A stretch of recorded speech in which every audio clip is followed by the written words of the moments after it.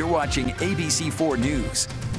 And welcome back. The holiday season is in full swing, and with the busy shopping season, there will be an uptick in scams. And according to the FBI, Americans have lost nearly $7 billion to internet scams and crimes last year alone. The agency is now warning about a dramatic rise in tech support scams. ABC's Whit Johnson has the details. Urgent alert from the FBI reporting an alarming rise in technical support scams. You may be on your computer and you may get a pop-up. Hey, your accounts have been hacked. Call this number. And they'll represent themselves as a reputable software company.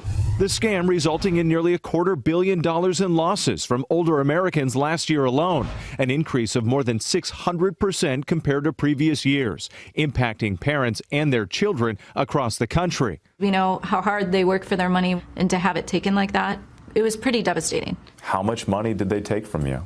Over $3 million. This is for retirement. This is for your children. Yeah. That must have hurt. It really did. Bert, who asked us not to use his real name to help protect his identity, says he was playing solitaire when a message popped up telling him his computer had been compromised and directing him to call a software company. The person answering the phone telling him he needed to take control of his computer to scan it. He says a scammer, then pretending to be an agent with the federal government, convinced him to transfer money to various accounts at different banks for the purchase of Bitcoin. The scammer insisting that would protect his money from hackers, even sending him a script to recite at the bank if questioned. If anybody was to ask why we're doing this, well, the stock market was down. The banks bought it. Yeah. Over the course of a month, Bert making a dozen wire transfers in amounts as high as $750,000. The scammer, he says, giving him specific instructions. Don't tell the police. Don't tell your children. No. His daughter, Carrie, only learning about the scam after the $3 million was gone.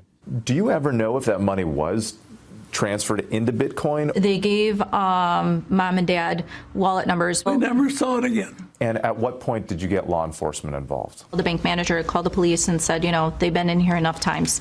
I really think this is fraud. They handed the case over to the FBI.